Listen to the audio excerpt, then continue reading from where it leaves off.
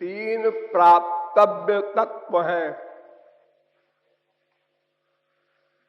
एक का नाम भुक्ति, एक का नाम मुक्ति, एक का नाम भक्ति।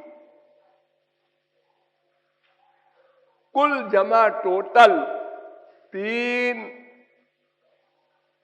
प्राप्तव्य है। कोई भी व्यक्ति इसी तीन के अंतर्गत रहेगा। या तो भुक्ति चाहेगा, या तो मुक्ति चाहेगा, या तो भक्ति चाहेगा। कुछ न चाहे इम्पॉसिबल। इन्हीं तीन के अंतर्गत समस्त जीव हैं, वृक्ष से लेकर ब्रह्मा तक। इसमें पहला है भुक्ति। 99.9% लोग भुक्ति चाहते हैं। भुक्ति माने जड़ जड़ संयोग जन्य सुख। यानी इंद्रियां हमारी जड़ हैं और ये संसार जड़ है।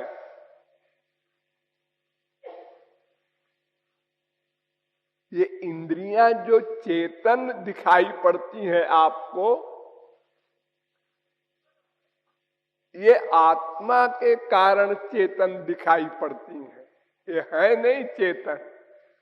इसलिए जब आत्मा निकल जाती है, जिसको लोग कहते हैं मर गया, तो इंद्रियां हैं, लेकिन न वो देख सकता है, न सुन सकता है, न सूंघ सकता है, न रस ले सकता है, न स्पर्श कर सकता है। कोई इंद्रिय वर्क नहीं कर सकती, जड़ है। आत्मा के कारण चैतन्यवत वर्क करती हैं सब इंद्रियां। तो जड़ इंद्रिय का, जड़ संसार का जो भोग है, मिलन है, वो भुक्ति। यानी माइक सुख। तीन तत्व है, एक भगवान, एक माया, एक जीव। जीव बस दो तत्व की ओर कहीं जाएगा, या तो भगवान की ओर जाएगा, या तो माया की ओर जाएगा। तो माया की ओर माने संसारी सुख, माँ का, बाप का, भाई का, बहन का, बीवी का, पति का, बेटे का, खाने के अनंत पदार्थ, सुनने के अनंत शब्द, देखने के अनंत संसार, रस लेने के अनंत पदार्थ, स्पर्श करने के हर इंद्रिय के अनंत अनंत ब्रह्मांड है। एक आदमी तो एक शहर भी नहीं देख सकता। कोई कहे हमने ये शहर देख लिया है पूरा ना, क्या आपने उस शहर के हर मकान को देखा? हाँ। हर मकान के हर कमरे को देखा है? नहीं। बोलना पड़ेगा उसको। और हर कमरे के हर सामान को देखा है? अरे ये तो इम्पॉसिबल है। तो तुमने कितना देखा संसार? एक बहुत बड़ा फकीर हुआ है विदेश में, उसके पास एक राजा गया। तो फकीर ने पूछा आपकी तारीफ? तो उन्होंने कहा इतना बड़ा राज्य है हमारा, 2000 किलोमीटर लंबा। तो उसने नक्शा मंगाया दुनिया का और कहा कहाँ है तुम्हारा राज्य इसमें? तो एक बिंदी लगा दिया उसने। ये तो छोटा सा मृत्युलोक है, उसमें तुम्हारा इतना सा है राज्य, और हमारे भगवान का तो अनंत कोटि ब्रह्मांड है। तुम क्या हमारी सेवा करोगे? फिर भी महाराज कुछ तो सेवा बताइए। देखो ऐसा है कि मैं जब ध्यान करने बैठता हूं तो मक्खी और मच्छर बहुत परेशान करते हैं, इसको रोक ले। महाराज ये तो मैं नहीं कर सकता। तू काहे का राजा है, ये मक्खी प्रशासन नहीं कर सकता तो आ गया रात दिखा रहा मैं राजा हूं।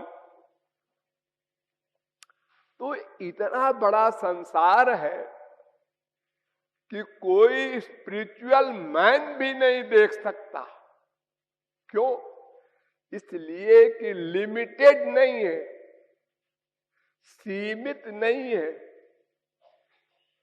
कोई महापुरुष सब ब्रह्मांडों को देखना चाहे, देखता रहेगा, अंत नहीं पाएगा। द्युपत एवते न यजुरंतम अनंत तया त्वमपि।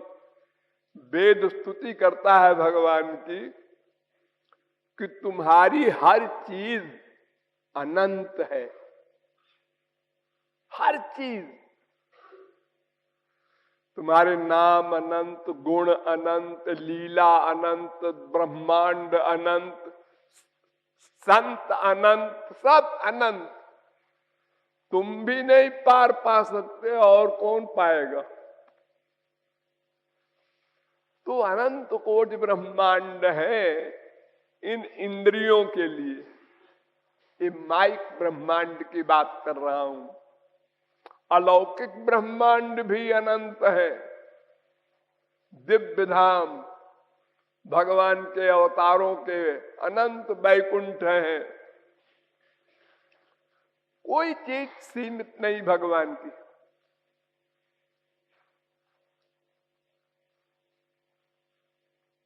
वो भुक्ति माने माइक सुख, माइक सुख सुख नहीं है, वो भ्रम है, भ्रम। क्योंकि आत्मा विपरीत तत्व है, आत्मा चेतन है, और ये संसार का सुख जड़ है। तो जड़ सुख से चेतन का लक्ष्य नहीं प्राप्त होता। अनंत बार हम स्वर्ग जा चुके। आज हम प्लान बनाते हैं 1 करोड़ हो जाए, अमुक वस्तु मिल जाए तो आनंद आ जाए। स्वर्ग सम्राट इंद्र बन चुके हैं हम लोग अनंत बार।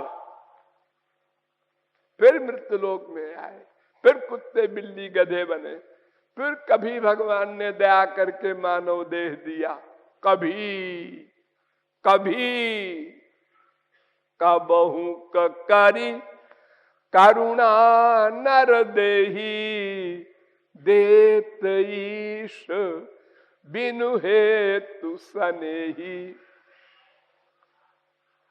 एक चांस दे रहा हूं, आपकी भगवत प्राप्ति कर लो, नहीं तो आकर 4,84,000 योनि भ्रमत यह जीव अविनाशी।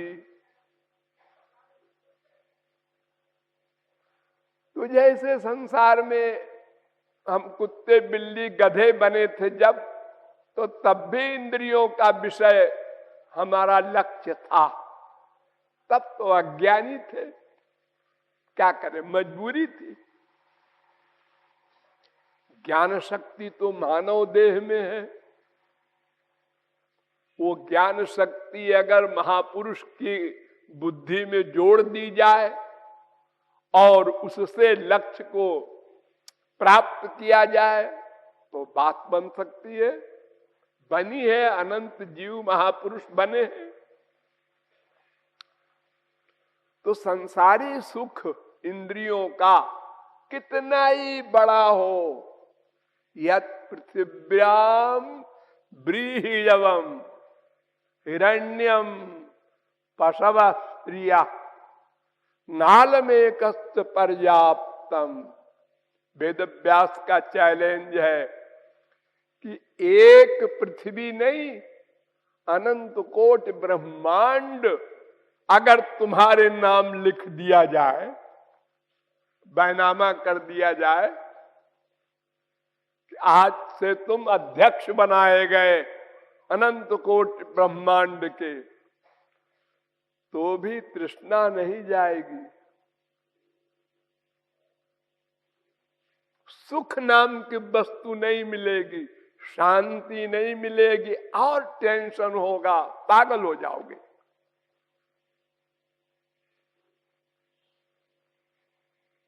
जिसको डिप्रेशन कहते हैं आजकल लोग।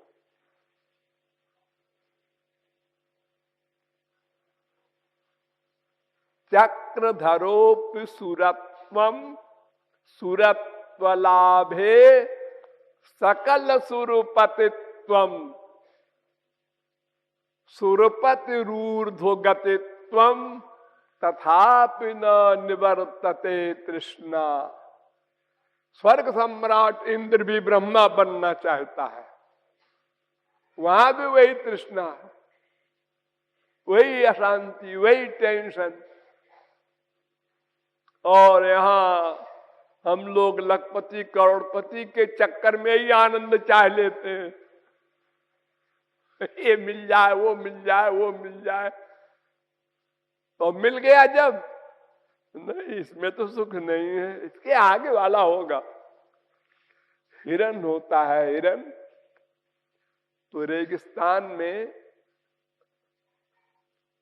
जहां बालू बालू होती है, हवा से उड़ती रहती है, तो सूरज की किरणों से वो चमकती है, तो दूर से मालूम पड़ता है वहां पानी है।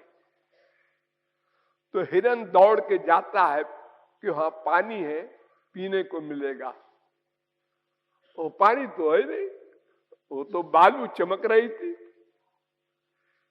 फिर पीछे देखता है, अरे इधर है पानी। वो दौड़ दौड़ के उसी में मर जाता है, पानी नहीं पाता। यही हाल हम लोगों का है। यहां सुख है, वो मिल गया, हाँ, सुख नहीं मिला। यहां होगा सुख, नहीं ये भी नहीं, यहां भी नहीं मिला, वहां भी नहीं मिला, वहां भी नहीं मिला। अनंत बार अनादिकाल से अब तक हमको सब कुछ मिला, बहुत कुछ मिला, लेकिन भुक्ति संसारी वस्तु मिली और उससे हमने जो समझा था सुख मिलेगा, वो नहीं मिला। तो भा शब्द होता है पा फा बा भा, तो दोनों पाई अलग अलग होती है, तब भा बनता है, और पाई मिल गई तो मां बनता है। तो अलग अलग पाई माने भगवान से अलग जो सुख है उसका नाम भुक्ति, और जो पाई मिल गई तो उसका नाम मुक्ति। भगवान में मिल गया, एक हो गया, अब भगवान का आनंद मिल गया, अब तृप्त हो गया, परिपूर्ण हो गया। कोई भी मछली जब समुद्र में जाती है तब निश्चिंत हो जाती है, अब ये सूखने वाला नहीं है। नदी का क्या भरोसा, सूख जाए, हम मर जाए।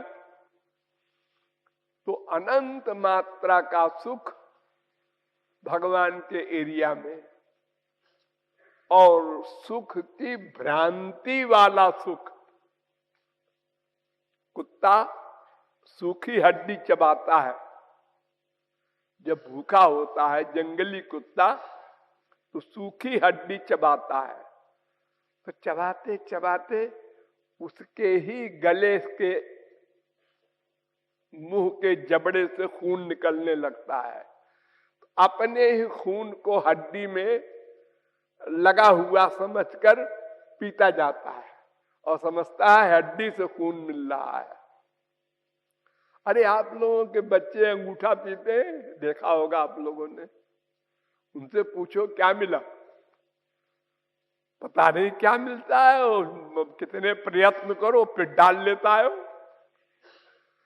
मां परेशान हो जाती है, थक जाती है, लेकिन वो आदत पड़ जाती है, वो छोड़ते ही नहीं है, उनको सुख मिलता है। कोई पागल थोड़े ही है वो, कोई एक्टिंग नहीं कर रहा है, उसको बड़ा सुख मिलता है। तो क्यों, कैसे मिलता है? अपनी लार वो अंगूठा डाल के जब उसको चूसता है तो अपनी लार चूसता है। अपनी लार मीठी होती है तो वह समझता है इसे अंगूठे से निकल रहा है। बस ऐसे ये संसार का सुख है। बड़े बड़े यहां हुए राजा महाराजा,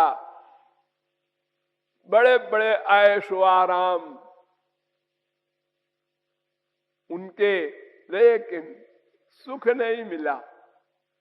दशरथ सरी के राजा, जिनका 10 दिशाओं में रस जाता था, इंद्र के आसन पर भी अधिकार था दशरथ का, लेकिन सुख नहीं मिला।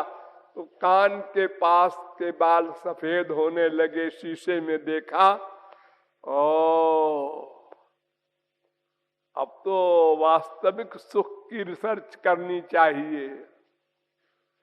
जिसके बेटे ब्रह्म, वो भी जंगल जाने की प्लान बना रहा है। राम को हम दे देंगे अब राज्य, अयोध्या संभाले, अब हम जाएंगे जंगल में, भगवान की भक्ति करेंगे। अब उनको नहीं मालूम था राम ही भगवान उनके बेटे बने हैं। तो भगवान तो सबके हृदय में भी रहते हैं, लेकिन किसी काम के नहीं। जब तक हम उनको न रियलाइज करें तो सर्वव्यापक भी है, और अंदर भी बैठे हमारे आइडियाज नोट कर रहे हैं, लेकिन सब 0/100, कोई लाभ नहीं। गाय का दूध, भैंस का दूध उसके पेट में रहता है, लेकिन उसको कोई लाभ नहीं। अब अगर उसी दूध को निकाल करके गाय को पिला दो, फिर भैंस को पिला दो, तो ताकत आ जाती है उसमें। अंदर हमारे भगवान है, प्रेम के द्वारा जब उनको हम प्रकट करते हैं तो उनका रस मिलता है, आनंद मिलता है। तो वो कहता है कि मैं भुक्ति नहीं चाहता, बहुत भुक्ति मिल चुकी, बहुत मिल चुकी, कल्पना नहीं कर सकता कोई, इतनी भुक्ति मिली है अनंत जन्मों में।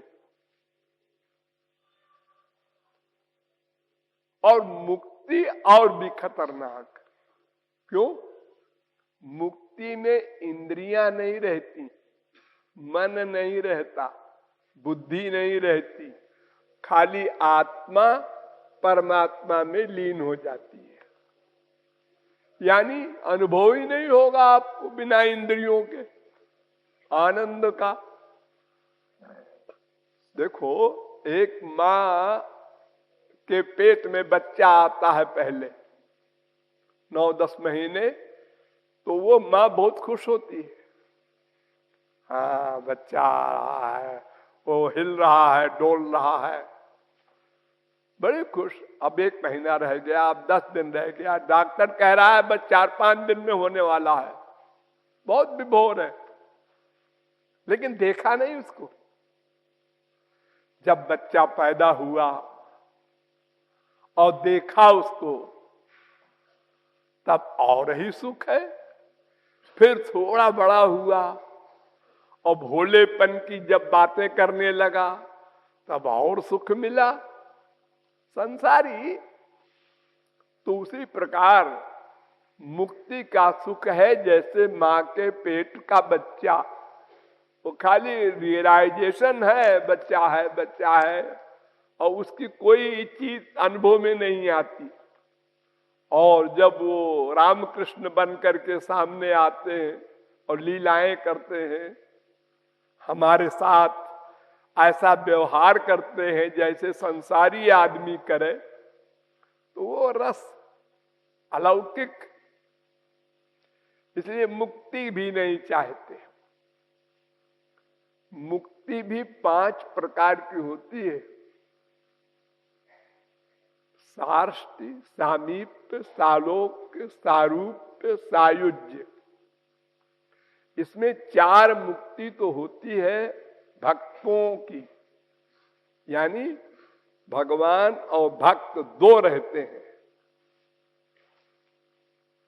भगवान के समीप रहने की इच्छा, भगवान के लोक ही में रहने की इच्छा, ये सब इच्छाएं जो हमारी हैं भगवान संबंधी, संसार की नहीं। ये 4 मुक्ति होती हैं। भगवान का रूप मिल जाए हमको, उसी प्रकार का 4 भुजा का। और 5वीं मुक्ति सबसे खतरनाक है। वो क्या है? एकत्व। जो मैंने बताया, इंद्रिय, मन, बुद्धि, शरीर कुछ नहीं, आत्मा का परमात्मा में लय, ये कैवल्य मुक्ति कहलाती है। सायुज्य मुक्ति, एकत्व मुक्ति, ये सबसे खतरनाक है। इसकी बहुत बुराई की है संतों ने। तो ये सायुज्य तो कोई चाह ही नहीं सकता, बाकी 4 मुक्ति भी नहीं चाहना चाहिए। ये चाहने की बीमारी मिटा देना है। हम अपने लिए कुछ नहीं चाहते, केवल हरि गुरु की सेवा ही चाहते हैं, उनको सुखी करना चाहते हैं, उनको सुखी देखकर विभोर होंगे। ये निष्काम अवस्था है। हमारा शरीर, हमारा मन, हमारी बुद्धि, हमारा धन, हमारा जो कुछ भी है, वो सब उनके सुख के लिए है, अपने सुख के लिए नहीं। बस इसी का नाम निष्काम। अभी तक क्या था? हमारा तन, मन, धन, संसार, माँ बाप, बेटा, स्त्री, पति, सब हमारे सुख के लिए था, हमारे सुख के लिए। भ्रम था, लेकिन था। उद्देश्य यही, बाप से सुख मिलेगा, माँ से मिलेगा, इससे मिलेगा, उससे ले लो, इससे ले लो। और जब वो भी हमसे सुख चाहता है तो लड़ाई हो गई। हम उससे चाहते हैं, वो हमसे चाहता है, दोनों भिखमंगे। सुख नाम की वस्तु उनके पास है ही नहीं। सब जबरदस्ती झूठा, बैंक 0 है और चेकबुक पर साइन करते जा रहे हैं। कितना मिले? 1 करोड़, ले 1 करोड़। तुम्हें कितना चाहिए? 4 करोड़, ले 4 करोड़।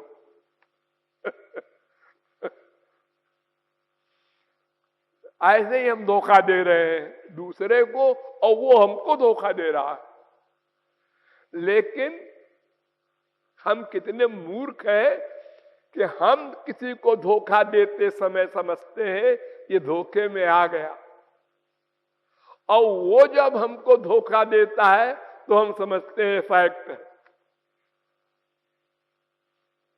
वो नहीं समझ पाते हम कि ये वाकई हमारे सुख के लिए प्यार करता है। ये सब गड़बड़ हमारी अनंत जन्मों की है। तो कहता है मैं भुक्ति भी नहीं चाहता, मुक्ति भी नहीं चाहता, मैं तो निष्काम प्रेम चाहता। निष्काम प्रेम से सेवा होगी। अपनी कामना रहेगी तो फिर सेवा नहीं हो सकती। सेवा का मतलब स्वामी की इच्छा में इच्छा रखना। अब अगर अपने सुख की कामना है तो फिर स्वामी के सुख की कामना में टक्कर हो जाएगी, जैसे संसार में होती है। माँ बाप बेटा स्त्री पति के प्यार में क्या होता है, वो अपना सुख चाहता है, वो अपना चाहता है, लड़ाई हो गई। और जब एक पार्टी दूसरे पार्टी का ही सुख चाहती है तो लड़ाई कभी हो ही नहीं सकती। अनंत काल तक इसीलिए शिष्य और गुरु में लड़ाई कभी नहीं हो सकती। अगर हुई तो वो शिष्य नहीं। भक्त और भगवान में लड़ाई कभी नहीं हो सकती। अगर हुई तो वो भक्त नहीं, दास नहीं। किसी भी अवस्था में जब भीष्म पितामह को मारने दौड़े, श्री कृष्ण भगवान सर्वज्ञ, जिन्होंने प्रतिज्ञा की थी कि हथियार नहीं उठाएंगे महाभारत में, भूल गए और रथ का पहिया लेके और सीना तान के आंखें लाल करके और दौड़े मारने। और भीष्म पितामह को गुस्सा नहीं आया, वो मुस्कुराते हुए देख रहे थे। वाह लीलाधारी, वाह वाह वाह, क्या बात। आओ आओ, हमको मारना चाहते हो? अरे तुम अंदर से 0 कर देते, हम मर जाते। अंदर बैठे हो, तुमको ये इतना बड़ा रथ का पहिया लेके दौड़ने की क्या जरूरत? क्या बढ़िया झांकी है। भक्तों को ये झांकी देखने को नहीं मिलेगी। भक्त तो भगवान को मुस्कुराते हुए देखते होंगे, लेकिन हम तुमको जो इस समय देख रहे हैं, वाह, जैसे वाकई आपको गुस्सा अंदर आ गया है। यानी वो भगवान की इच्छा में इच्छा रखता है, उनकी हर क्रिया में सुख का अनुभव करता है। लड़ाई कैसे हो, सवाल ही नहीं पैदा होता। हर बात विपरीत करे, वाह, विभोर है। वो निष्काम प्रेम है। डिटेल फिर कभी।